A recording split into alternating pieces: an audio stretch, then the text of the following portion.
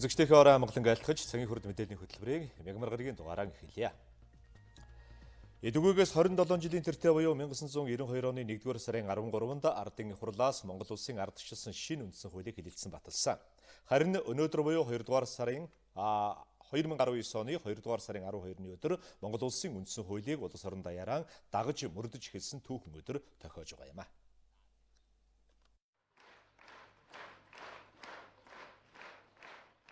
Монгол улсын үндсэн хуулийг 1992 оны 2-р сарын 12-ны өдрийн 12 цаг буюу 17-р жарны усан бичин жилийн хаврын тэргүүн сар хар барс сарын шинийн 9-ний өдрийн барилдлагатай үлзийт сайн шар морин өдөр морин цагаас эхлэн улс даяар дагаж мөрдөн. Мэдэх түн сахиг түн хэмээн Монгол улсын үндсэн хуулинд заасан байдаг. Монгол улсын шинэ үндсэн хууль оршил 6 бүлэг 70 зүйлтэй. 1990 оны ардчилсан хувьсгалын дараа үндсэн хуулиан шинээр батлах үйл явц эхэлсэн. Үндсэн хуулийн төслийн талаар тухайн үед нийт ард түмнээс 3 сар гаруй хугацаанд санал авч улсын баг хурлаар 4 удаа хэлэлцсэн. Үүний дараагаар засаг захиргаа нутаг дэвсгэрийн нэгж бүрийн төлөөлөл багтсан. Улс төрийн олон намын тогтолцоо бүхий ардын хурлын 430 депутат 76 хоногийн турш оюун бодол, эрдэм мэдлэг, туршилгаан дайчлан хэлэлцэж шинэ үндсэн хуулийг баталсан түүхтэй. Энэхүү үндсэн хуулиар иргэн бүрийн өмчлөх эрх үзэл бодлоон чөлөөтэй илэрхийлэх, сайн дураараа эвлэлдэн нэгдэх, төрийг удирдах хэрэгт оролцох боломжийг баталгаажуулан, төрийн эрх мэдлийн хуваарлалтыг бий болгосон. Мөн хувийн өмчийг хамгаалах эрхийг баталгаажуулснаар эдийн засаг дахь төрийн оролцоог багасгах, зах зээлийн чөлөө төрсөлдөөний үндэсийг тавьснараа түүхэн ач холбогдолтой юм а гэж судлаачид үздэг юм а.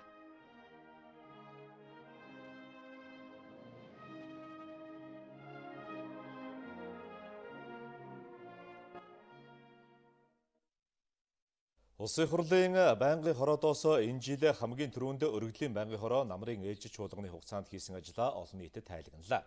Тус байнгын хороонд иргэдээс ирсэн өргөдлийн дийлэнх нь агаарын бохирдол байгаль орчинтой холбоотой байлаа. Өргөдлийн байнгын хороо агаарын бохирдлыг бууруулахад 600 гаруй тэрбум төгрөг зарцуулсан ч үр дүнд хүрээг асуудлыг олон нийтэд хүргэж хариуцлага хяналт, шалгалтын асуудал өнөөдөрч хөндөгдсөөр байна. Энэ дагуу Монгол улсын ерөнхийлөгчийн санаачилгаар анх удаа ерөнхий хяналтын сонсгол болсон. Энэ мэтчлэн албан тушаалтнуудаас хариуцлага үр дүн нэгсэн ажлуудыг 2018 оны намрын чуулганы хугацаанд өргөдлийн байнгын хороо хийсэн байна.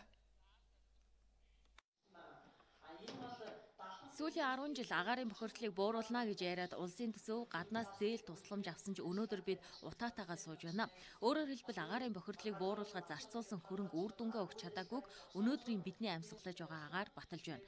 Санхүүжилт нь хаашаа орсон, хэн хариуцлага алдсан зэрэг асуудлын араас өргөдлийн байнгын хороо ажиллаж цаашдаа хэн дуртай төсвөлсөн мөнгөн дээр нь дураараа дөргиж ашиг олдог байдлыг өөрчлөх эхлэлийг тавьж чадсан байна. Агаарын бохирдлыг бууруулах асуудалд нэгдсэн нэг зохион байгуулалтаа хяналттай байхгүй бол асуудал бол өнөөдөр гамшигын хэмжээнд төрсэн утаа цаашдаа ч ийм байж магадлал өндөр байгаа учраас одоо энийг таслан зогсоох хэрэгтэй гэдэг үүднээс өргөдлийн байнгын хороо энэ асуудалд нэлээд нухацтай хандаж бас араас нь ингэж хяналт тавин ажиллаж байгаа гэдгийг та нартай хэлье. Энэ бол одоо өнгөрсөн намрын чуулганы өргөдлийн байнгын хорооны ажлын нэг гол үр дүн байсан. Одоо энэ ажлын гүйцэтгэлийн аудитын дүнгээр шалгах ажиллагаанууд бол тэр хууль хяналтынхаа хүрээнд явагдаж байгаа гэдгийг хэлье. Өнөөдөр гэр хороололд амьдарч байгаа иргэд орон сууцнд орох хүсэлтэй ч зээлд хамрагдах боломж нь хомс. Байр түрээслэх гэхээр өндөр үнэтэй тусдаг. Энэ байдал бас л агаарын бохирдолд нөлөөлж байгаа нь үнэ. Тиймээс өргөдлийн байнгын хороо иргэдийн амжиргаанд таарсан үн өртөгтэй түрээсийн орон сууцаар хангах, ипотекийн зээлд олон айл өрхийг хамруулахад анхаарч санхүүжилтийг энэ жил өмнөх жилүүдээс нэмэгдүүлсэн. Бас нэг асуудал нийслэлд ашиглалтын шаардлага хангахгүй, хизээ мүдгүй хан таазан нурчих эрсдэлтэй барилга байшин. Хаан улдүргийн 10 дугаар хороонд л 34-35 дугаар байр, Чингэлтэй дүүргийн 9 дугаар хорооны цагаан байрыг энд дурдж олно. Өргөдлийн байнгын хорооны энэ зөвлөмж гарсны дараа аюулгүй байдал гадаад бодлогын байнгын хороо, эдийн засгийн байнгын хороо, үндэсний аюулгүй байдлын зөвлөл бас энэ асуудлыг авч хэлэлцээд за энэ иргэдийг нүүлгэн шилжүүлэх, төр оргиных байр цаашдаа түрээсийн орон сууцнд хамруулах, за тэр ашиглалтын шаардлага хангахгүй байгаа байшин барилгуудыг буулгаад тэрний оронд шинэ байшин барих, тэр хөрөнгө мөнгөний асуудлыг 2019 оноос эхлээд төсөвт тодорхой хэмжээгээр хөрөнгө мөнгийг суулгах ийм үүрэг даалгавруудыг бас өгсөн байгаа. Өргөдлийн байнгын хороонд 8800 гаруй иргэн хандсан. Тэд байгаль орчны асуудлыг ч хөндсөн. Тухайлбал Дорногой аймгийн Айраг, Өргөн, Хатанбулаг, Хөвсгөл сум, Дундгой аймгийн Үлзийд, Хинтээ аймгийн Батширээд, Бэндэр зэрэг олон аймаг сумын иргэд төрийн бас байгууллага тодорхой газар нутгийг тусгай хамгаалтанд авах, мөн түүхийн дурсгалд соёлын өвөр бүртгэсэн газартай давхцуулж олгосон ашигт малтмлын тусгай зөвшөөрлийг хүчингүй болгохыг хүсжээ. Үр дүнд нь Шил Дорногой аймгийн Хөвсгөл сумын нутагт орших гүн гашууны хоолой, Хинтээ аймгийн Дэлгэр хаан сумын нутагт орших Дэлгэр хаан уулыг тус байгалийн нөөц газрын ангиллаар, Дорногой аймгийн Айраг сумын нутагт орших Цагаан Дэлийн агууг байгалийн дурсгалт газрын ангиллаар улсын тусгай хамгаалтад авахар ингээд бэлтгэл ажил хангагдаж байгаа гэдгийг бол салбарын сайд нь бидэнд мэдгдсэн байгаа. Туулгал дагуу хин дуртай нь хууль бусаар орон сууц барьчихдаг байдлыг зэгцэлэхэд өргөдлийн байнгын хороо анхаарч ажилласан. Голын бохирдлын асуудлаар иргэдээс ирүүлсэн өргөдлийн дагуу хууль зөрчин үйл ажиллагаа явуулсан 56 иргэн аж ахуйн нэгжийн газар ашиглах эрх нөхөн сэргээх үүргээ биелүүлээгүй 63 аж ахуйн нэгжийн тусгай зөвшөөрлийг цуцалсан байна. Өөрөөр хэлбэл өргөдлийн байнгын хороо иргэд төрийн бас байгууллагаас ирсэн 340 гаруй өргөдлийн 320 орчмыг нь 2018 оны намрын чуулганы хугацаанд шийдвэрлэжээ. Хинтээ аймагт болохоор улсын хурлын сонгуулийн 42 дугаар тойргийн нөхөн сонгуул эх 6 дугаар сарын 30-нд болохоор болж тов зарлагдсан байгаа. Сонгуульд оролцох намыг 5 дугаар сарын 1-ээс өмнө бүртгэж дуусгал бие даагчдыг 5 дугаар сарын 24-өөс 30-ны дотор бүртгэнэ гэдгийг сонгуулийн ерөнхий хорооноос өнөөдөр мэдээллээ. Манай улсад дээд шүүхэд бүртгэлтэй улс төрийн 31 нам байна. Нөхөн сонгуульд 27 нам оролцох боломжтой гэж сонгуулийн ерөнхий хороо үзэж байгаа юм а. Учир нь сонгуулийн тухай хуульд сонгуул болохоос 180 хоногийн өмнө улсын дээд шүүхэд намаа бүртгүүлсэн байх ёстой гэсэн заалт байдаг. Энэ хуулийн дагуу нөхөн сонгуул болно гэдгийг сонгуулийн ерөнхий хорооноос мэдээллээ. Цэцгийн шийдвэрийг энэ дагуу хуулиндаа өөрчлөлт оруулад тэгээд сонгуулаа товлон зарлаад өдрөө тогтоочж байгаа. Тэгэхээр би түрүүн хэллээ 3 сарын 1-ний өмнө аудитын газраас тогтоож өгөх ёстой. За нөхөн сонгуульд нэрээ дэвшүүлэх нэр дэвшигчид одоо төрийн албанд ажиллаж байгаа бол энэ 7 хоногт буюу 2 дугаар сарын 15-ны дотор аль бие усаар ажлаа хүлээлгэж өгсөн байх ёстой. Бүртгүүлэхдээ ажлаас чөлөөлөгдсөн эсгээ батлах өргөдлөө авчирна. Хэрвээ энэ шаардлагыг хангаагүй бол сонгуулийн ерөнхий хороо бүртгэхгүй гэдгээ мэдээж байлаа.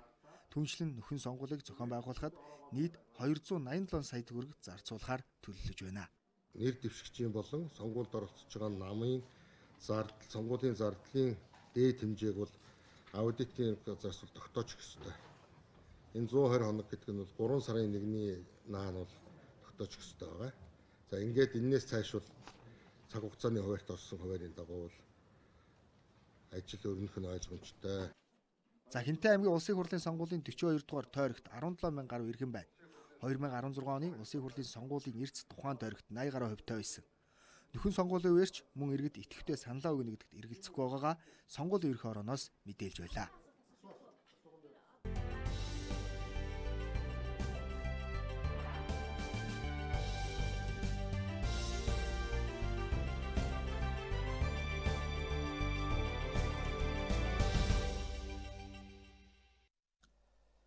Хөгжлийн бодлогын баримт бичгүүдэд үнэлгээ хийх болон дэлхийн доктортой хөгжлийн зорилтуудын үндэсний шалгуур үзүүлэлтэд зорилттой төвшинг тодорхойлох ажлыг удирдан зохион байгуулах чиг үүрэг бүхий ажлын хэсгийн анхны хурал өнөөдөр боллоо. Энэхүү ажлын хэсгийн засгийн газрын хэрэглэх газрын дарга удирдах бодлого төлөвлөх шатны төрийн бүх яам агентлагуудын төрийн нарийн бичгийн дарга нар бүрэлдэхүүнд нь багтлаа. 1990 оноос хойш Монгол улсад үндэсний салбарын болон салбар хоорондын төвшөнд урт дунд богино хугацааны хөгжлийн бодлогын 500 орчим баримт бичиг батлагдсанаас 190 гаруй хүчинтэй байна. Эдгээр баримт бичгийн олонх нь хөгжлийн бодлого төлөвлөлтийн тухай хууль, Монгол улсын доктортой хөгжлийн үзэл баримтлал 2030 батлагдахаас өмнө гарсан учраас нэршлийн хувьд хуульд нийцээгүй, хэрэгжих хугацааны хувьд замбраагүй, хуулийн шаардлага хангахгүй, урт хугацааны зорилтуудыг хангахад чиглээгүй, хоорондын уялдаа сул, бодлогын нэгдмэл цогц байдал алдагдсан гэдгийг үндэсний хөгжлийн газраас танилцуулж байлаа. Бид одоо цааш энэ Асын хароондоо хүрэхийн тулд 5 жилээр яаж одоо энэ төлөвлөж явах вэ? За энэ дунд хугацааны хөгжлийн хүрээгээ тодорхойлсон энэ төлөвлөгөөн дээр үндэслээд одоо энэ улс төрийн намуудын мөрийн хөтөлбөр ямар байх ёстой вэ? За сонгуульд оролцохдоо яаж ямар мөр хөтөлбөр баримтлах ёстой гэх мэт ийм одоо нэгдсэн ийм бодлогыг цааш хэрэгжүүлэх үүднээс энэ ажлын хэсгийн дүгнэлт зөвлөмжүүд гарна гэж ойлгож байна. Бодлогын баримтчгүүдийг үнэлэх ажлын үр дүнд үндэслэн уялдаа хангахгүй байгаа баримтчгүүдийг хүчингүй болгох, шинжилэн боловсруулах, цөөлөх шийдвэрийг засгийн газар гаргах харуулсан байна. Түүнчлэн баримтчгүүдийн үнэлгээний ажил нь цаашид хөгжлийн бодлогыг дэлхийн тогтвортой хөгжлийн зорилтуудтай уялдуулж, нэгдсэн зохицуулалттай хэрэгжүүлнэ гэдгийг ажлын хэсгийн дарга засгийн газрын хэрэглэх газрын дарга оюун эрдэнэ хэллээ. Ингийн тулд төрийн бодлого тодорхойлож байгаа албан тушаалтнууд санаачлагтай ажиллах шаардлагатай байгааг онцоллоо. Төр танарыг өргөсөн бол хэдүүлээ нэг 20-25 жилийн хугацаанд одоо аль ч улс төрийн хүчин байсан гарах хэмжээнд аль бодлогын асуудлуудыг засгийн газар нийт төргөнд авч үзэх юм бэ? Алийг нь их хурлаар уялдуулах юм бэ? Энийг юу гэж бодоод байгаа юм бэ? Эрдэмтэн судлаач чинь юу гэж харддаг юм бэ? Энийг хэдүүлээ нэг хийгээд хамтын төсөөллөө олон нийттэй хамт гаргаж тавьяа л гэж яриад байна шүү дээ. Зөвхөн өчигдөр өнөөдөр биш ирээдүйг төлөвлөж хамтын төсөөлөлттэй болъё. Улсын хурал засгийн газрын гишүүд улс төрийн намуудын төвшөнд Монгол улс ийм бодлогоор хөгжинө гэсэн нэгдсэн бодлоготой болох нь зүйтэйгээд энэ бодлогыг тодорхойлон гаргах хүмүүс нь төрийн албанд удирдах албан тушаал хашиж байгаа та бүхэн юм а гэдгийг засгийн газрын хэрэглэх газрын дарга оюун эрдэнэ онцолж байлаа.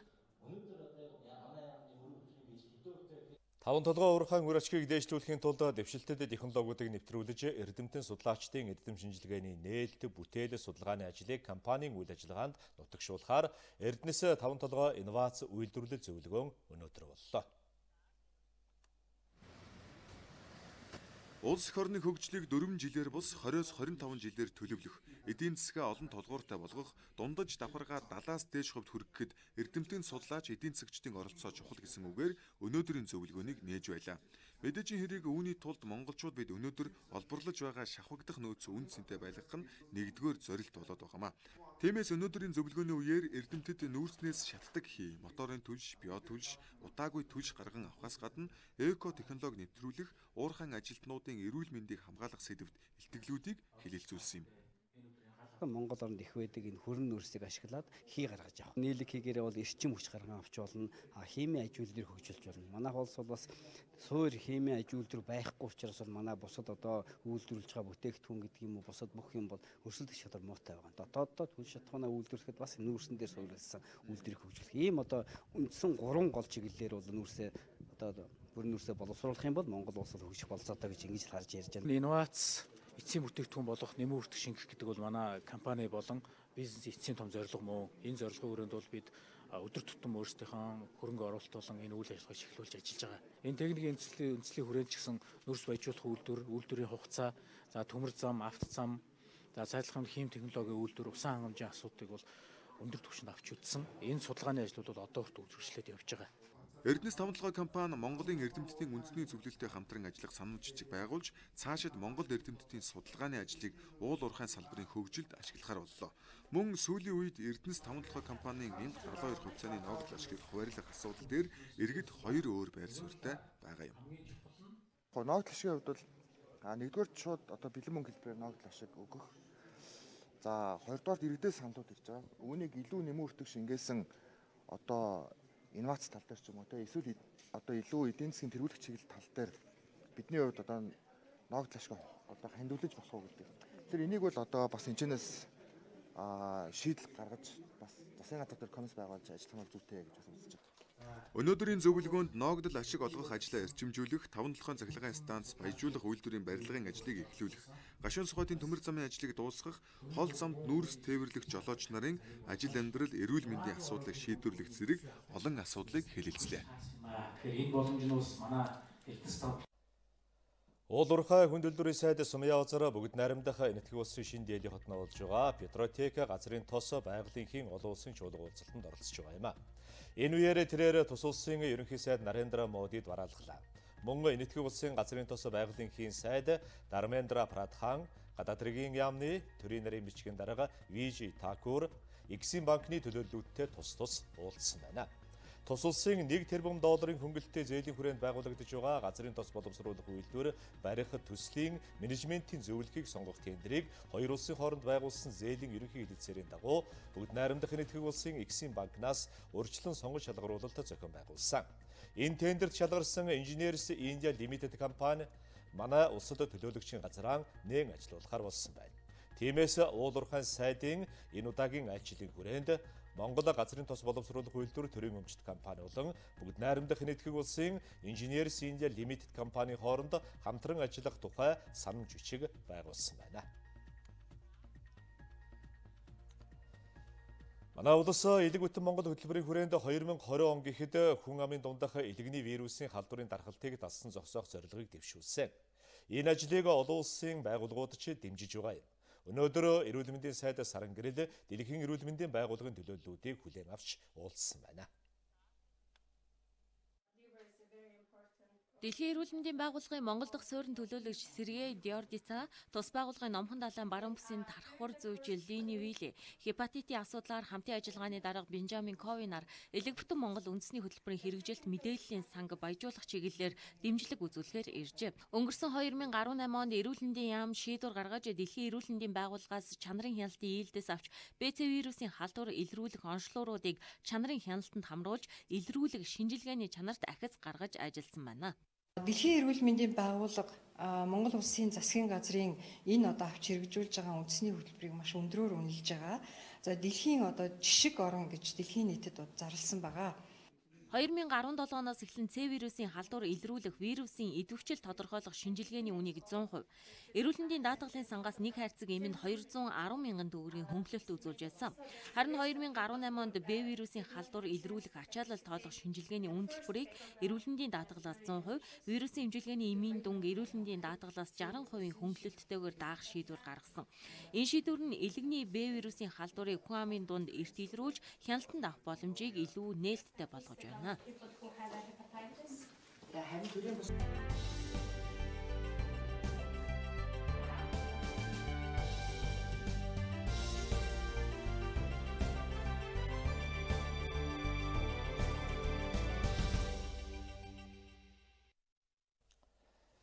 манай хөтөлбөрийн зочны ярилцлагын цаг эхэлж байна. Энэ удаа бид зочноороо нийгмийн даатгал ерөнхий газрын бодлогын хэрэгжилт судалгааны газрын дарга ганц цэгийг урьсан байгаа. Учир шалтгаан юу вэ гэвэл 2019 он гарсаар нийгмийн даатгалын шимтгэлийн хувь хэмжээ нэмэгдсэн гэж иргэд маань ойлгож байгаа. Үнэндээ бол хуулийн дагуу 17 онд хууль гараад 18 онд 19 онд үе шаттайгаар нэмэгдэж байгаа гэдгийг мэдээллийг бид үзэгчдэд өгөх гэж байна. За ингээд орой мэд хүргэе. За орой мэд хүргэе. За манай иргэд бол сая миний хэлсэн шиг ойлголттой байгаа тийм ээ. Нийгмийн даатгалын шимтгэлийн хувь хэмжээ 19 онд бол үе шаттайгаар нэмэгдэж байна. Энэ тухай мэдээлэл өгөх үү? За тэгье. За 2017 оны 4 сарын 14-ний өдөр нийгмийн даатгалын тухай хуулиуд нэмэлт өөрчлөлт орсон. За энэ хуулийн өөрчлөлтөөр тэтгэврийн даатгалын шимтгэлийн хэмжээг үе шатаагаар нэмэгдүүлэхээр ингэж шийдвэрлсэн байгаа. За хуулийн хэрэгжилтийн хувьд бол 2018 оноос эхлээд хэрэгжээ явж байна. За өнгөрсөн онд тэтгэврийн даатгалын шимтгэлийг ажил олгогч, ажилтан хоёр тус одоо 1-1 хувиар нэмэгдүүлсэн байдлаар бол нийгмийн даатгалын шимтгэл төлсөн. За энэ оны хувьд бол нийгмийн даатгалын шимтгэлийн хэмжээ ажил олгогч, ажилтандаа мөн одоо тус 1.5 нийтдээ 1 хувиар одоо нэмэгдээд 19 онд гэсэн үг тийм ээ. 19 онд гэсэн үг тийм нэмэгдээд ингээ хэрэгжиж явж байна. За ингэж нэмсний ач холбогдол юу вэ? Тэгэхээр энэ тэтгэврийн даатгалын шимтгэлийн хэмжээ бол ер нь бол нэмэгдээд үе шатаа хэрэгжүүлээ явж байна. За зүгээр одоо эргээд түүх рүү орох юм бол тийм ээ 2008 он хүртэл тэтгэврийн даатгалын шимтгэлийн хэмжээ бол нийтдээ ажил олгогч, ажилтан хоёр 19% төлж исэн. За тухайн үедээ мөн одоо нийгмийн даатгалын хуулиуд өөрчлөлт ороод 5 пунктээр бууруулсан байгаа. Өөрөөр хэлбэл тухайн үедээ 19% байсныг 4% болгоод ингээд 5 пунктээр бууруулад ингээд явсан. Тэгэхээр эргээд энэ одоо 18 онд хэрэгжиж эхэлж байгаа хууль маань үндсэндээ 2008 онд одоо байсан тэр тэтгэврийн даатгалын шимтгэлийнхээ одоо хувь хэмжээнд буцаж одоо тийм ээ хүргэх энэ одоо зорилго чиглэлийг бол агуулсан байгаа. За хууль маань өөрөө үе шатаагаар одоо жилдээ 3 жилийн хугацаанд хэрэгжээд явах юм одоо зохицуултаа явж байна. Нийгмийн даатгалын шимтгэлийг одоо ахиулсан хувиар төлж байгаа ажилтны хувьд ямар ач холбогдол байна вэ? Үн дүн байна уу? За нэг талаас нийгмийн даатгалын шимтгэл нэмэгдээд иргэн даатгуулагч дээрээс нь ажил олгогч ингээд шимтгэл нэмж төлж байгаагаараа мэдээж одоо энэ тухайн хүндээ бас одоо санхүүгийн хувьд бол бас ачаал болж байгаа. Гэхдээ эргээд одоо тэтгэврийн даатгалын сан маань ирээдүйд одоо өндөр насны тэтгэвэр авахд зориулагддаг учраас даатгуулагчдын хувьд тэр нэрийн дансандаа өөрийнхөө тэтгэврийн даатгалын санд одоо төлж байгаа шимтгэлийн хэмжээ нэмэгдэж ирж байгаа. За ингэж нэмэгдснээрээ бол ажилтан иргэн ирээдүйд тэтгэврт авахдаа нэмэгдээгүй бол ямар хэмжээний тэтгэвэр авах вэ, нэмэгдсэн бол ямар хэмжээний тэтгэвэр авах вэ гэдгийг бас товчхон хэлье гэж бодож байна. За тухайлх юм бол одоо хоёр янзын жишээ байна л да. Илүү одоо бас тэтгэврийн ойртсон 1974 онд төрсэн хүний хувьд тэтгэврийн даатгалын шимтгэлийн нэрийн дансандаа хэрвээ тэр хүн одоо хуучин одоо юу гэдгийг хувь хэмжээгээрээ буюу нэмэгдээгүй хэмжээгээр шимтгэл төлөөд нийгмийн даатгал хамрагдаад явж байгаа бол 117 мянган төгрөгөөр бага хэмжээний буюу 480 орчим мянган төгрөгийн тэтгэвэр авахаар байна. За энэ шимтгэлийн хувь хэмжээ нэмэгдснээрээ 74 оны даатгуулагч маань одоо 117 мянган төгрөгийн одоо илүү хэмжээгээр буюу арай одоо ахиу те 510 мянган төгрөгийн тэтгэвэр авах ийм боломж нь бол бүрдэж байгаа. Хэдэн жил дараалан төлсөн тохиолдолд. За ер нь бол тэтгэврийн даатгал маань илүү өндөр насны тэтгэвэр авах юм одоо зорилготой алс эдтэй өндөр наслахад.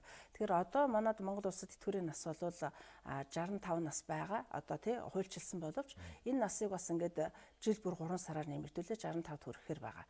Зүгээр өнөөдрийн хувьд бол одоо 60 нас 6 сартай хүн өндөр насны тэтгэврээ тогтоох юм боломжтой.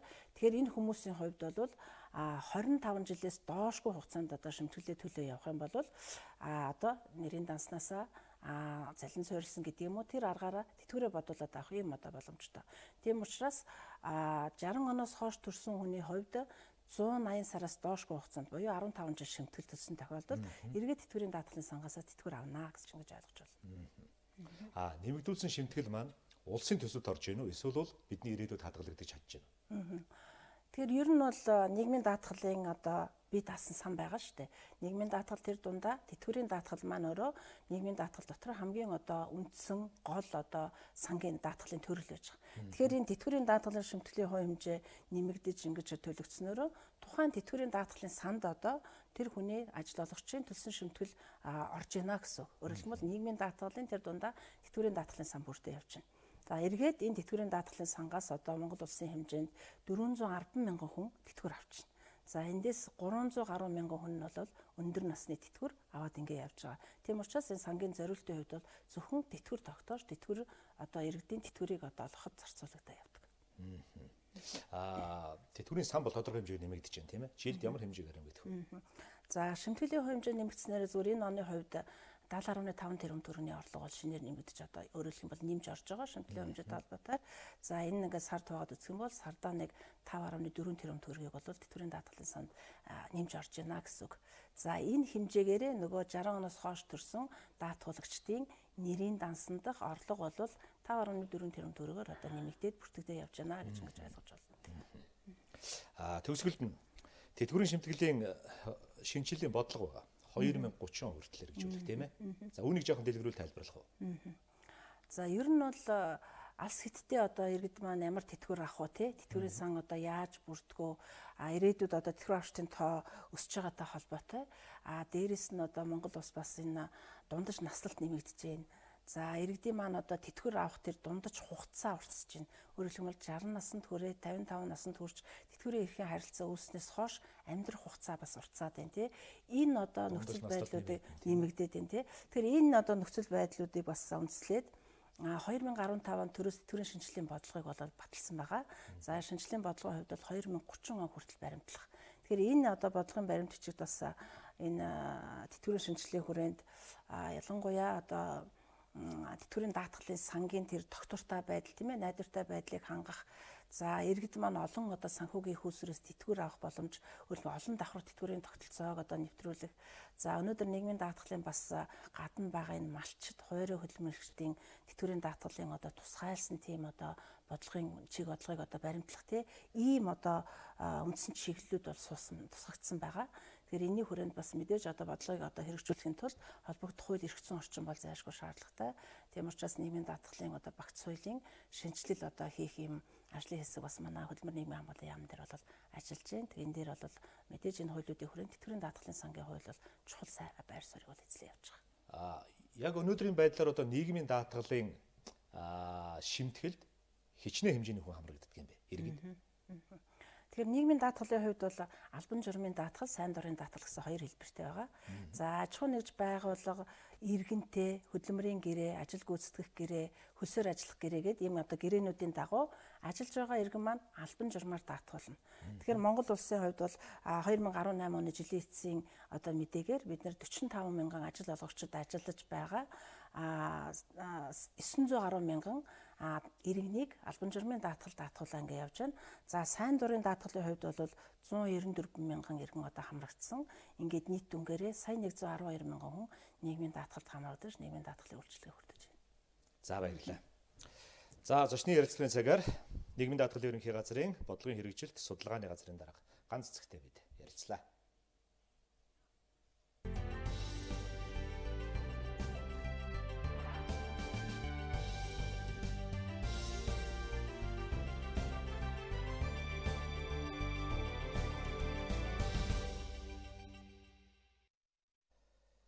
Хөтөлбөрийн дараагийн хэсэгт анхаарлаа хандуулцгаана уу. Манай улсад ном хэвлэдэг 10 гаруй үйлдвэр байдаг. Нэг үйлдвэр жилдээ дунджаар 100 гаруй номыг хэвлэдэг байна. Нийтдээ 1000 гаруй ном хэвлэгдэн гардагаас хэл найруулга, үг үсгийн алдаатай бүтээлүүд цөөнгүй байдаг тухай уншигчид шүүмжилж байдаг юм а.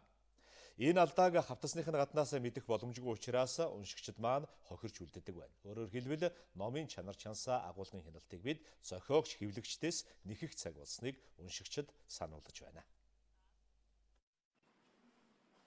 Зэрэгзэн жилүүрэн сар шинийн баяраар дотны хүмүүстэн ном бэлгэлдэг. Энэ жил ахтай өх номоо хайж явахтаа бид таарсан юм а. Ер нь тэгээ ганцхан уран зохиолчдгүй ямар ч ном дээр ер нь бол алдаатай харагддаг шүү дээ. Үнэтэй гаднаа хичнээн сайхан авттай тэгээ гоё нэртэй ч гэсэн яг ингээл уншаад үзэх юм бол чиг найруулга муутай. Мэргэжлийн номууд дээр ч гэсэн бас байдаг. За эхлээд ямар ч гэсэн гарчгийг хараад тэгээд доторхоо жоохон уншиж үзээ өөр таалагдал авдаг та. Жоохон хувь хүний өөрлөгөө чиглэсэн. Ер нь бол яг онгоолгоод тийм өмнөх үг гэж юм уу тиймэрхүү гарчиг марчиг нэг хардаг. Тэгэхээр заримдаа гаднах үзмжинд нас. Өмнө хэвлэгдчихсэн номуудыг одоогийн номтой харьцуулаад ахин хэвлэгдэж байгаа номууд энэ төр хаалбал орчуулгын хувьд нь бол бас өмнөхөөсөө дордсон юм шиг надад заримдаа санагддаг. Би монгол хэл байна бас зарим талаараа доголдол ажиглалтай үүсэж ин хойж үеийнхэн маань яг тэр их юугаар нь ойлгох хэмжээнд нь бас зарим талаар нь нөлөөлөх гэсэн тийм болгоомжл бол надад байдгийн. Унших номын чанар муудахад улс орны соёлын дархлаа давхар доройтож байдгаа гэж шүүмжлэгчид хэлж байна. Номын зохиолчдын гаргах гэсэн санаатай санал нийлэхгүй байж болох ч гаргаж байгаа найруулгын алдаа, үг үсгийн алдаатай эвлэрч боломгүй. Тэртээ тэргүй энэ их ном хэвлэгдэж байна гэдэг чинь илүү их сонголтууд, сайн сонголт хийхийг энэ хэвлийн газрууд ном гаргаж байгаа хүмүүсүүдээс шаардж байгаа. Социализмын үед буюу бүх үг үсэг хянагддаг байх үе зохиолчид өөрсдийн бодол санаагаа бүрэн гаргах нь хаалттай байж. Гэхдээ бас нэг давуу тал нь утга санаа найруулга, үг үсгийн тухайд алдаа гаргадаггүй. Харин өнөөдөр зохиогч өөрийнх нь санаа гаргавч дээрх алдаанууд уншигчдыг бухимдуулж байгаа нь асуудлын гол болоод байгаа юм. Энэ бол өнөөгийн боловсролын системтэй холбоотой ч бас хэвлэлийн компаниудын хариуцлагч мөн давхар яригдах асуудал болж байна гэж шүүмжлэгчид хэллээ. Жишээлбэл би нэг төдөвгөн ороогүй сум армааныг нэг шинэ хэвлэгдсэн гин үтсэн чинь тэр одоо бодвол хууль бусаар зохиогч ирэхгүйгээр хийвэлсэн байж магадгүй. Үнэхээр тийм алдаатай. Тэгээд ядаж л нэг доголмөр зүр ингээд байхгүй зүгээр милисэн юм хэвлэгдсэн байж байгаа хгүй. Тэгээд тэр бол мэдээж эрэг болохгүй буруу зүйл шүү дээ. Яг өөрсдөө одоо ингээд маш их номнуудаа бол одоо манай ахмад зохиолч нар эдгээр бол их боталж хэвлүүлж байна. Тэд нар бол алдаа юм нь бол мэдээж эрэг бас гайгүй. Тийм л хэвлэгдэж байгаа гэж ойлгож байгаа. Тэгээ янз бүрийн одоо олон хэвлэлийн газрууд гарсан учраас олон юм чинь тэгэл сайнтай муутай янз бүрийн хэвлэж байгаа явдал. За тэгээ үг үсгийн алдаа бол маш их гардаг болсон. Энэ бол нийтлэг дутагдал болчиход байна л. Өндөр хөгжилтэй орны хэвлэлийн газрууд уншигчдад өргөөжтэй сайн ном хэвлэхийг зорддог байна. Америк нэгдсэн улсын хэвлэлийн газрууд л ихэд өөр өөрийн дагнсан чиглэлтэйг нь жишээ нь уран зохиолын төрлөөр бүтээл гаргадаг газар түүхэн бүтээл хэвлэдэггүй. Зохиолч нэг хэвлэлийн газарт хандаад зохиолын гаргахаас татгалзсан бол өөр хэвлэлийн газарт хандах нь бараг л хаалттай болдог байна. Хэвлэлийн компани зөвшөөрсөн тохиолдолд зохиолчоос хэвлэлтийн мөнгө шаардахгүйгээр хэвлэлийн компани эрсдлээ өөрөө өрдөг. Энэ систем нь хариуцлагатай, хяналттай, сайн зохиол бүтээл хэрэглэгчийн гар дээр очих нөхцөл болдог байна.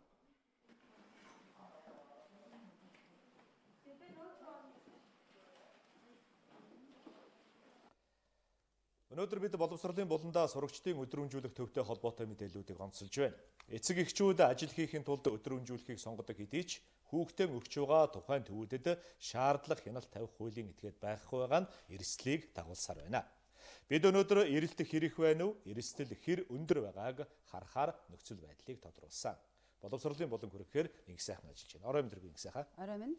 За ямар мэдээллүүд байна? За тэгэхээр яг нөхцөл байдлыг тодруулахын тулд эрэлт ээж аауд одоо хүүхдээ өгөх ээж аауд энэ төвөд өгөх ээж аауд явд хэр их байна вэ гэдгийг тоон үзүүлэлтээс харъя гэж бодлоо. За судалгааг бол хийж байсан улсын хэмжээнд хяналт байдгүйгээс нэгдсэн хяналт багцалсан одоо юм газар байдгүйгээс бол нэгдсэн тоог гаргаж чадахгүй зөвхөн тоймтуудын тоо гарч байгаа юм. За архивын материалуудаас үзэхэд бол өдөр өнжүүлэх 2015 оны байдлаар Улаанбаатар хотод 256 яг бүртгэлтэй нь бол ажиллаж байна гэсэн юм тоо гарч байгаа. За бүртгэлгүй бол бас маш олон ажиллаж байсан. За дараагийн та 2016 он дараа жил нь Улаанбаатарын хэмжээнд бол 1500 өдөр өнжүүлэх ажиллаж байна гэсэн. Энэ бол бас л тойм тоо гэдгийг бол онцлох нь зүйтэй болов. Тэгээ ер нь бол эрэлт их байгаа гэдгийг бол эцэг эхчүүд хэлж байна. За эцэг эхчүүдээс бас зарим тодруулга ярилцлагыг авсан. Энэ ярилцлагыг үзүүлье. Орой ажиллаад хараад авчдаг болохоор айгу тохиромжтой бас эцэг эхчүүд айгу хэрэгтэй юм санагдаж шүү дээ. Уг нь хэрэгтэй шүү дээ. Сургуультай хичээлийн давтуулдаг, хоолдог, үндэлдэг тэгээд зүйл одоо хүмүүжилтэй болохын төлөө одоо өгөн шүү дээ. Өдөр өнжүүлэхэд чинь бид бас цагийн ажилтай. Тэгэл өөрийнх нь зав цагийг одоо өөрөө бие дааж бас юм хийж сурах гэж бодчих л хүчээс. Хүүхдүүд үнэхээр одоо гэртээ байхасаа илүү өдөр өнжүүлэхэд байхт бол бас хөшил сургалтанд бол үр дүнтэй байсан. Өдөр өнжүүлэх төвүүдэд хууль зүйн орчин, эрх зүйн орчин бүрдэг учраас за бас хинч хамаагүй мэрэгжлийн бус хүмүүс ажилуулах хүүхдүүдэд энэ эрсдэлтэй байх ийм өндөр одоо эрсдэл дагуулж байгаа. За жишээлх юм бол үзэгч та хүн санаж байгаа 11-р сарын 19-ний өдөр өнжүүлэх төвийн согтоо багш 6 настай хүүгэл эмийн санд орхиж яваад за энэ хүүгэл бас олон цагаар ганцаараа байсан юм мэдээлж байсан. За энэ мэдээллийг үзэгч та хүнд хүргэж байсан. За энд бол яг дараах өдрөнд сурвалж байсан сурвалжлага үзүүлж байна. Эмийн санд хүүхэд бол 5-аас 6 цагийг өнгөрүүлсэн байгаа. За тухайн үед хэдийгээр согтуу багш нь орхисон ч гэсэн тухайн хүүхэд 5-аас 6 цагийн хугацаанд хэр их өлссөн, хэр их цангасан, хэр их айд сандарсан, намайг ирж авах болов үгүй болов гэж айсныг бол хинч мэдэхгүй. За гэхдээ үүнд бол хинч хариуцлага хүлээхгүй бас ийм жишээнүүд олон байгаа. За ажлын хэсэг гарч шалгалт хийсэн байгаа. Энэ шалгалтаас авч үзэх юм бол за олон жил бас торны цаан суусан хүн хүртэл хүүхд өдөр өнжүүлэхийн төвд бас ажиллаж байсан. Түүний хилдэг үг хийдэг үйлдэл бол хүүхдэд бас буруу үлгэр дуурайл болох юм эрсдэлтэй юм а гэдэг бол ажлын одоо шалгалтын хэсгийнхэн бол яг онцолж байсан. За дунджаар хүүхдийн өдөрт одоо 7 цаг бол өдөр өнжүүлэхтэр байдаг юм байна. За энэ дундаж тоог бол 1-р ангийн 6 настай хүүхэд бас өглөө гэрээсээ гараад ээж аавыгаа ажилдаа яваад эргэж ирээд автал бол дунджаар өдөр өнжүүлэхэд байдаг. Тиймээс хэрвээ зай талбай багтаа бол тоглох газаргүй. За хэрвээ ийм мэрэгжлийн бус хүмүүс ажилтдаг бол бас хүүхдийн сэтгэл зүйд нөлөөлөхөр ийм орчин бол байгаа учраас энийг заавал шаардлага тавьж хянах ёстой гэдгийг бол зарим багш нар одоо судлаачд бол хэлж байгаа юм. За бид бас ярилцлага авсан байгаа. Энэ ярилцлагыг хүргэе. Эхлээд бид нэр 15-аас 20 жилийн дараа яг Монгол улсыг авч явах гэж байгаа хүмүүс гэдэг нүднээс тэр хүүхдүүдэд харах хэрэгтэй. Яг бидний үнэт баялаг шүү. Тэгэхээр энэ үнэт баялагтайгаа бид нар яаж харилцах юм? Тэр хүүхдүүдийн зан төлөвт нь бид нар юу суулгаж өгөх юм? Энэ л хамгийн гол чухал байгаа. Тэрнээс биш тоогоо илүү сайн бодож чадж гинөө, хурдан уншиж сурж гинөө. Энэ бол өдөр өнжүүлэхийн хийх ажил биш. Харин өдөр өнжүүлэхийн маань хийх ажил юу вэ гэхээр 6-аас 10 настай хүүхдийн зан үйл төлөвшөлт нь, өөрийгөө илэрхийлэх чадварт нь, харилцаанд нь, ирээдүйд нь, ёс суртахуунд нь бэлтгэх ийм төвд байх ёстой гэж манай холбоо үзэж байгаа. Тийм учраас манай холбооны үйл ажиллагаа яг энэ рүү чиглэсэн үйл ажиллагаанд явж байгаа. Сурагчдын өдөр өнжүүлэхийн хувьд яг өнөөдрийн байдлаар нөхцөл байдал нь ийм байна. За эрх зүйн орчныг хизээ бүрдүүлэх вэ гэдэг асуултыг бид бас энэ сурвалжлагыг хийх үеэрээ салбарын яам тавьсан. За 2016 оноос хойш ер нь эрх зүйн орчин бүрдүүлэх талаар судалгаа хийж боловсруулж ажиллаж байгаа. Гэхдээ одоогийн байдлаар бол бас яг боловсруулах шатандаа явж байна гэсэн хариултыг л дахиад өгч байна. За ер нь бол засгийн газрын хуралдаан тун удахгүй өргөн барихаар энэ асуудлыг боловсруулж байгаа. За холбогдох яамдуудад бол асуудлуудыг явуулсан хариу хүлээж байна гэдэг хариултыг боловсрол соёл шинжлэх ухаан яамнаас бол бидэнд өгч байгаа юм. За холбогдох яамдууд гэдэг нь эрүүл ахуйн стандарттай холбоотой, за бусад хүүхдийн хүмүүжилтэй холбоотой бусад яам газруудад бол бас хамтран ажиллах юм асуултыг явуулсан хариулт хүлээж байна гэдэг юм асуултыг бол хариултыг бол хэлж байсан юм аа. Баярлалаа.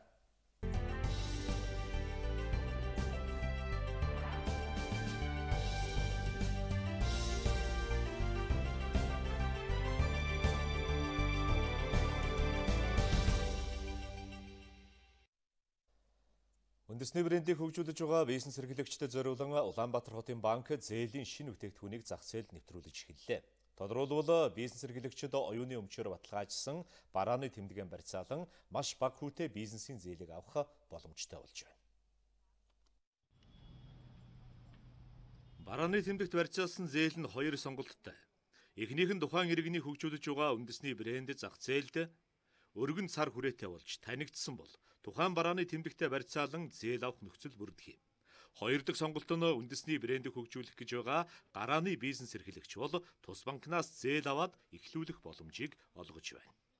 Үйлдвэрлэлийг эрхлэж байгаа манай одоо жишээнд бизнес эрхлэгч нарт маань тодорхой хэмжээний санхүүжилт шаардлагатай болдог. Санхүүжилтээ авахаар банкнд хандхад бол заавал барьцсан өргө шаарддаг.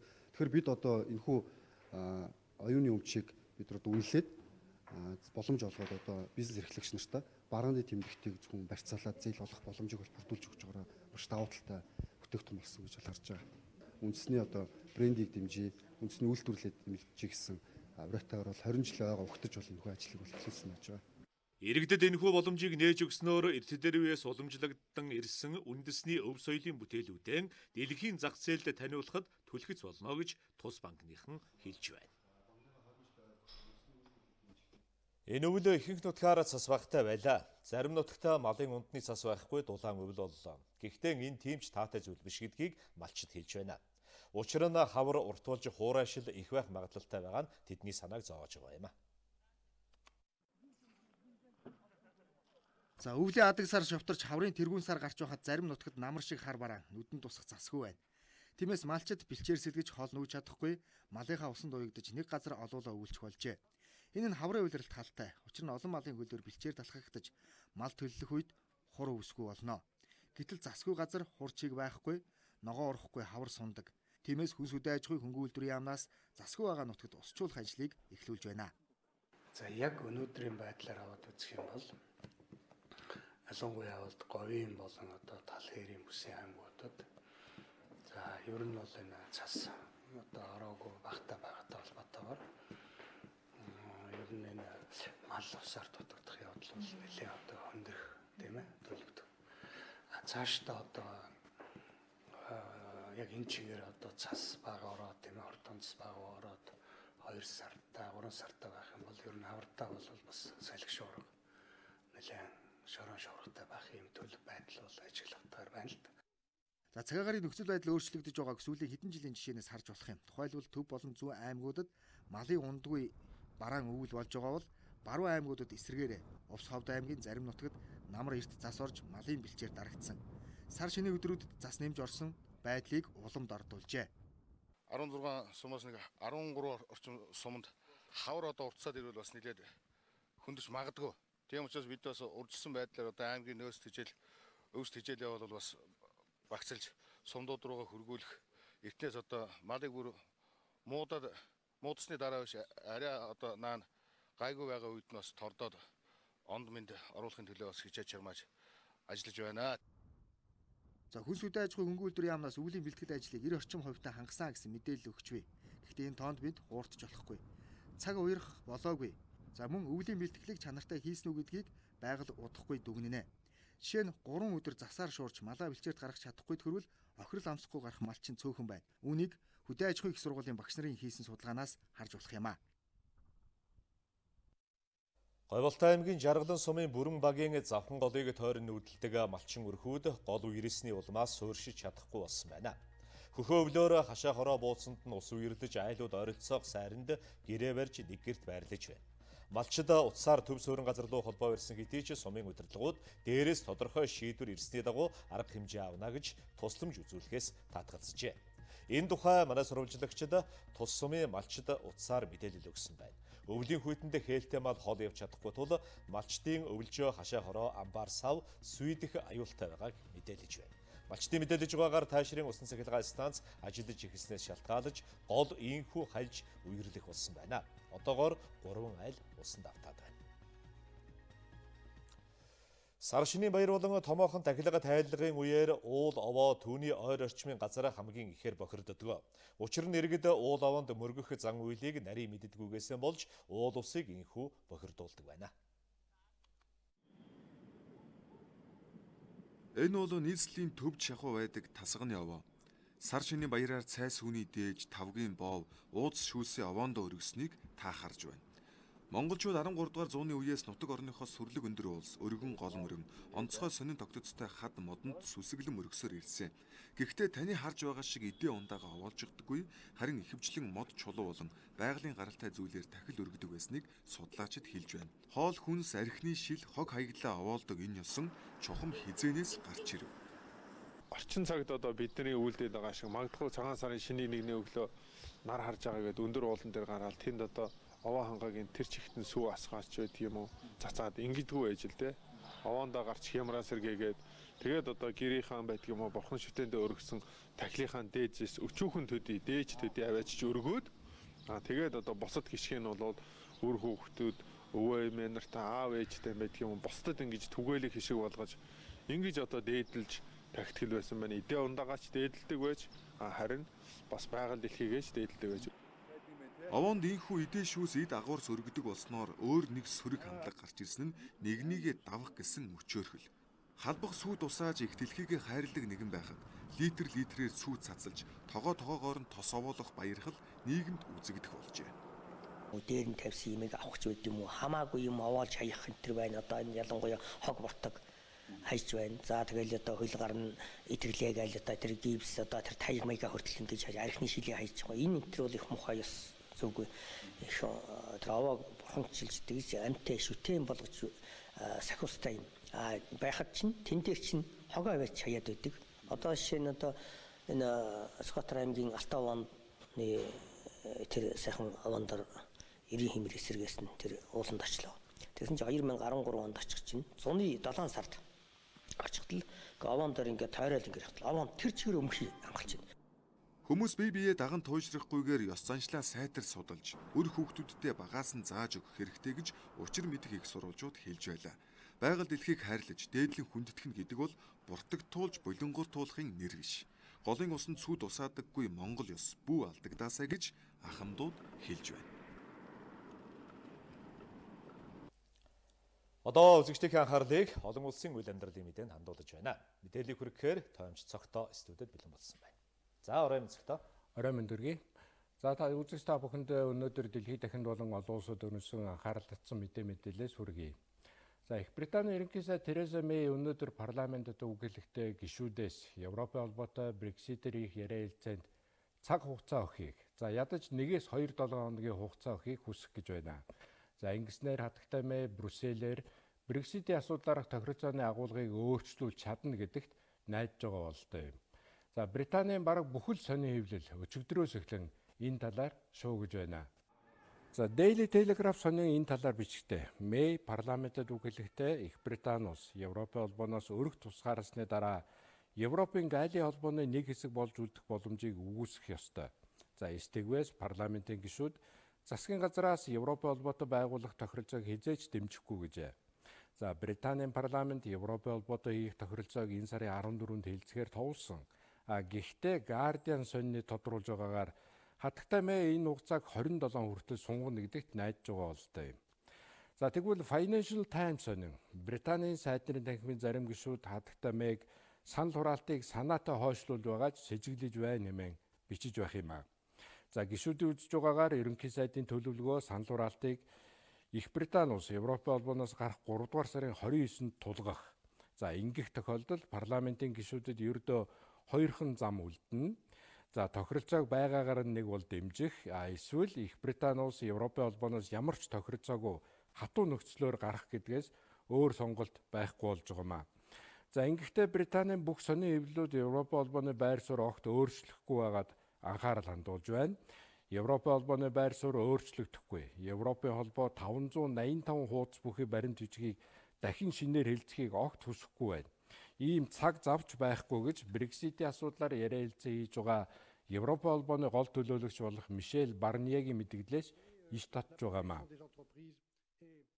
За өнгөрсөн 2018 онд Их Британи улсын дотоодын нийт бүтээгдэхүүн дөнгөж 1.4% өссөн. За энэ нь 2018 оноос хойш байгаагүй хамгийн доод муу үзүүлэлт юм аа.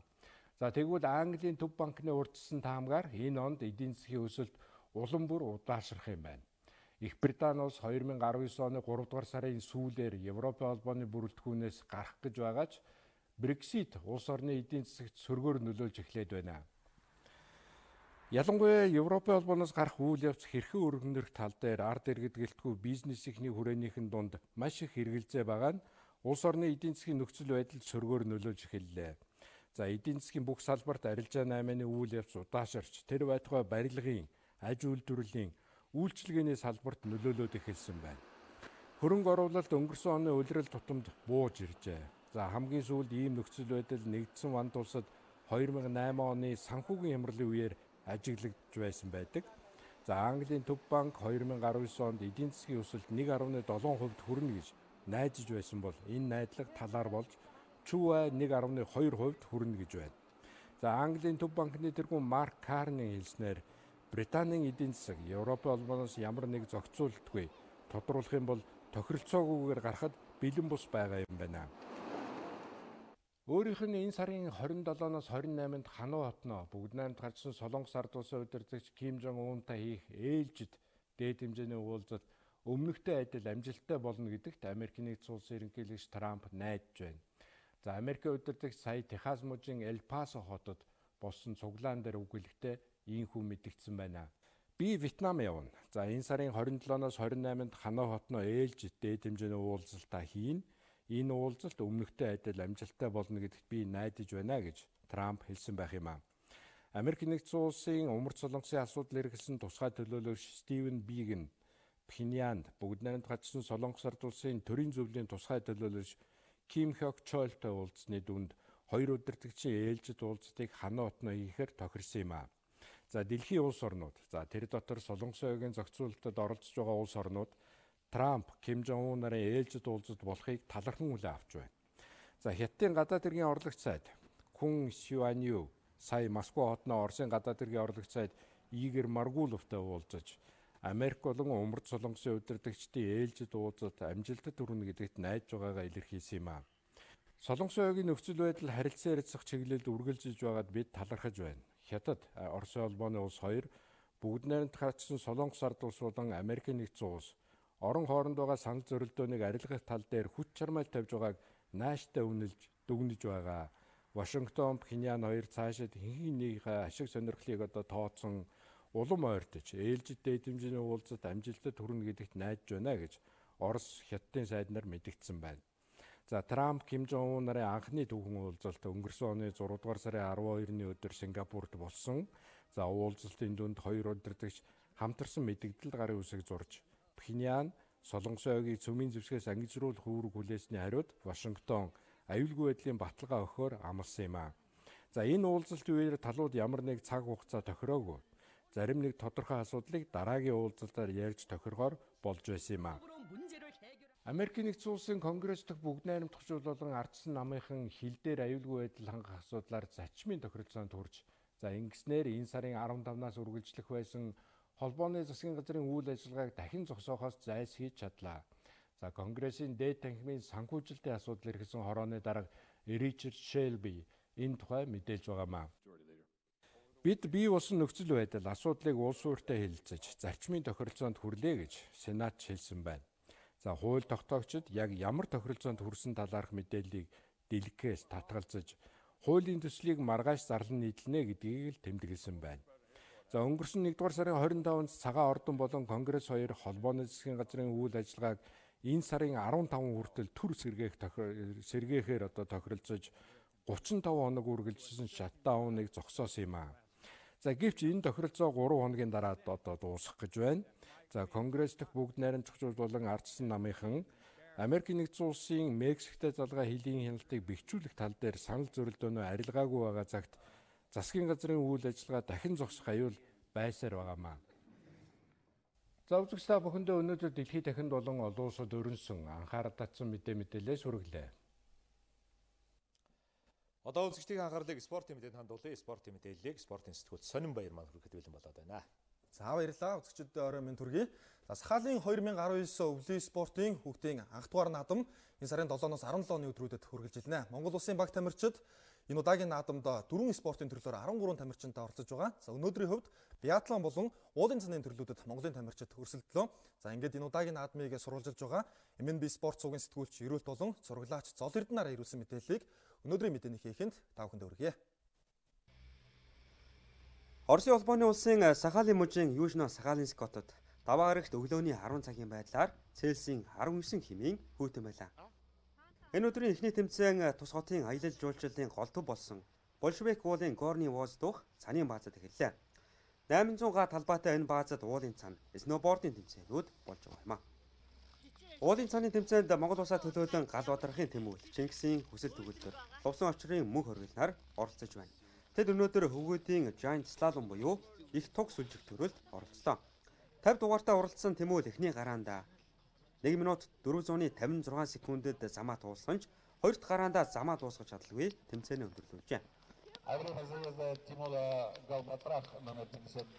Зам дэж байгаагүй. Юу нэг өөрийн төлөвлөсөн уралдаанаа гаргаж чадвал.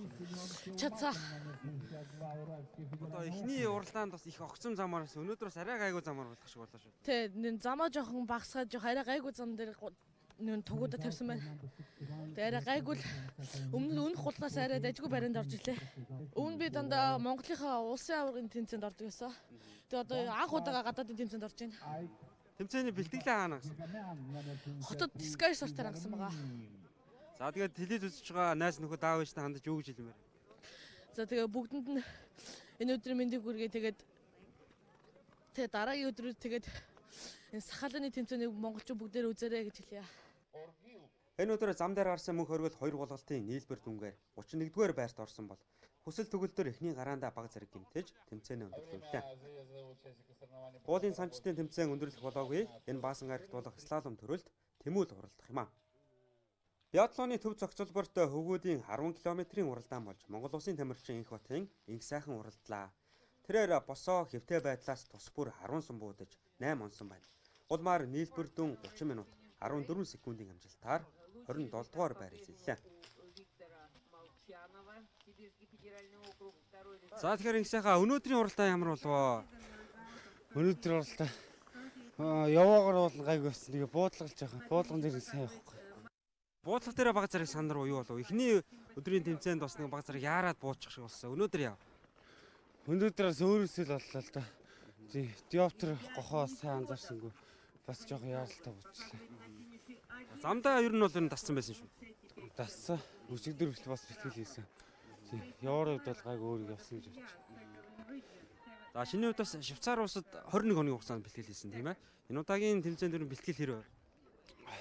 Швейцар улсынхыг бол жоохон тааруу байлаа. Тий гар бол жоохон шүрмэс жоохон татсгийг. Тий энтхийн цас тэгээд Европын цаснаас бас өөр байгалийн ориг цаснаас өөр үү тийм. Тий Европын цас чинь жоохон нөөцөн усахыг талтай тийм цас яг оргоор гэдэг болохоор.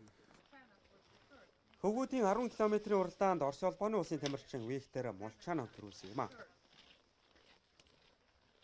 Монгол улсын баг тамирчдын олон улсын тэмцээнд гаргаж байгаа амжилтын бүх үргэлжилж медаль хүртсээр байна. За Арабын нэгдсэн эмирт улсын Дубай хотноо пара пауэрлифтингийн дэлхийн цомын аврах шалгаруулах 2019 оны тэмцээн болж өнөөдөр өндөрлөлөө.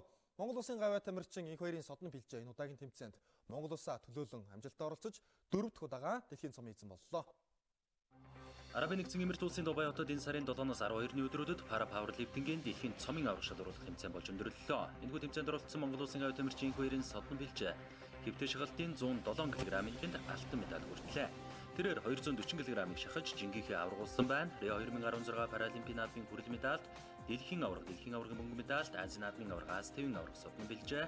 Дэлхийн цомоос инхүү 4 дахь алтан медаль хүртэлээ. Өнгөрсөн жил 107 кг-ийн жинд 220 кг-ыг шахаж алтан медаль хүртэж байсан юм. Энэ удаагийн дэлхийн цомын аврах шалгаруулах тэмцээнд Монгол улсын гавьяа тамирчин хоёрын содон бэлжээ. Монголын пауэрлифтингийн нэгдсэн холбооны ерөнхий нарийн бичгийн дарга Баттулгын өдөрлөлтөд оролцож алтан медаль хүртсэн байна. Энэхүү тэмцээнээр Монголын пауэрлифтингийн нэгдсэн холбооны баг тамирчдын энэ онд оролцох олон улсын тэмцээн уралдаанууд эхэлж байгаа юм а. Монголын Олимпийн тхэквондогийн холбооны хамт олон 2019 оны Хүнзээ буюу тоот тасгалын улсын аврах шалгаруулах тэмцээнээ зохион байгууллаа. За 3 насны ангиллаар зохион байгуулагдсан тэмцээнд 19 байгууллага клубын тамирчид хурдууж ахвалсан байгаа. Сорон өрсөлдөжээ. Монголын олимпийн тэквондогийн холбооноос хүмзээ буюу тооцоололын улсын аврах шалгаруулах тэмцээний 3 дахь жилдээ зохион байгууллаа. Даваа гарагт спортын төв ордонд улсын энэхүү тэмцээнд хот хөдөөгийн 19 байгууллага клубын 250 тамирчин оролцож, насан туршид өсвөр үе бага насны ангиллалд өрсөлдлөө. Энэ удаагийн тэмцээнд шалгарсан тамирчдаар олимпийн тэквондогийн холбооны шигшээгийг бүрдүүлж олон улсын тэмцээн уралдаанд оролцуулах юм. За 3 дахь удаагийн тоот тасгалын улсын аврах шалгаруулах тэмцээний шилдэг эрэгтэй тамирчнаар Кёнхи клубын Анар, шилдэг эмэгтэй тамирчнаар Эвлэл клубын Халиун, шилдэг дасгалжуулагчаар Кёнхи клубын Ичаюн, шилдэг шүүгчээр Ариун Анар тодорсон байна. Пүмзэний улсын аврах шалгаруулах тэмцээн маань Монгол улсын аврагаар 3 дахь удаага болж байгаа. Пүмзэний төрөл маань одоо тулааныхаа төрлөөс бол хүмүүс одоо өөрсдөө ялан дийлэх мөн одоо бие бэлдрийн өвдөх шүүгжлийг одоо олгодгоор ийм өөрчлөлт өөр байгаа. Энэхүү тэмцээний өнгийн бүсний ангиллалд багийн нэгдсэн дүнгээр Түмэн Дэмбэр дасгалжуулагчтай Эвлэл клубын баг тамирчид шалгарсан бол Алтан туяа дасгалжуулагчтай Зүүн Хараа сумын баг, Ичаюн дасгалжуулагчтай Кёнхи клубын баг удааллаа. Харин хар бүсний ангиллалд Ичаюн дасгалжуулагчтай Эвлэл клуб тэргүүлж, Бэлгүүн дасгалжуулагчтай Арслан клуб, Золжиргал дасгалжуулагчтай Олимп клубын баг тамирчид 2-3 дугаар байранд орсон байна. Английн Арсенал клуб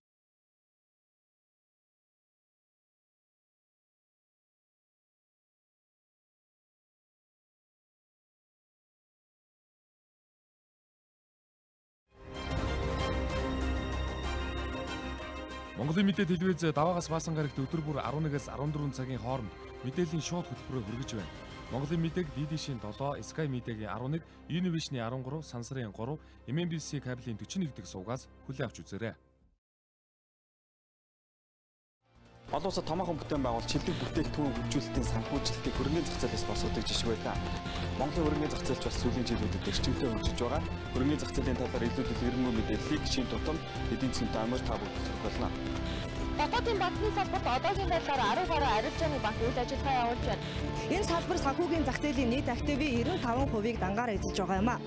Банкны салбартай холбоотой сүүлийн үеийн мэдээллийг эдийн засгийн тойвоор. Монгол улсын эдийн засгийг 2018 онд 5%-аар, 2019 онд 6.3%-аар өснө гэсэн тооцооллыг олон улсын валютын сангаас гаргаад байна. Бид эдийн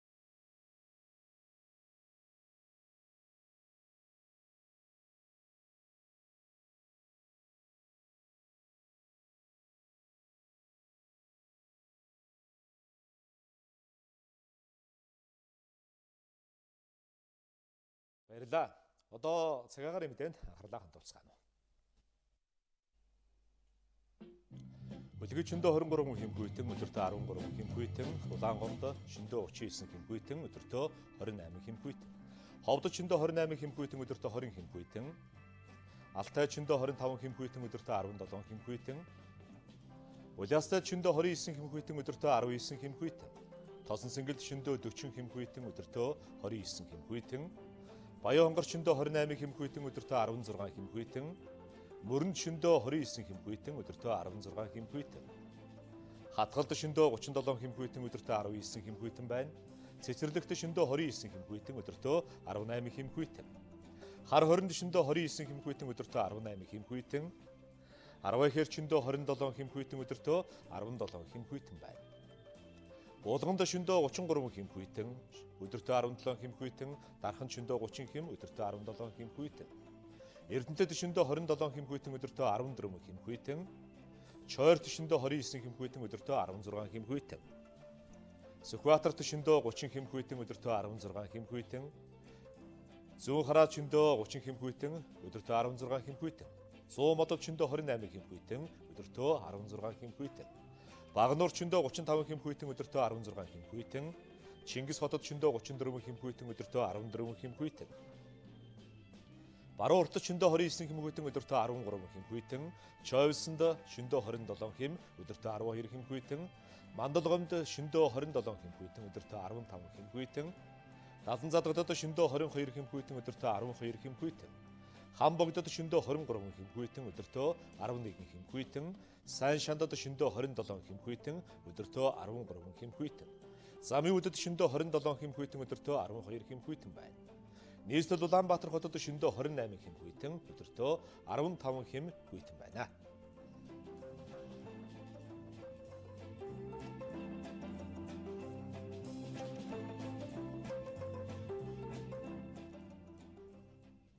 Би та бүхэнд цагийн хүрд мэдээллийн хөтөлбөрийн мягмар гарагийн дугаарыг үзүүллээ. Сайхан амарцгаарай.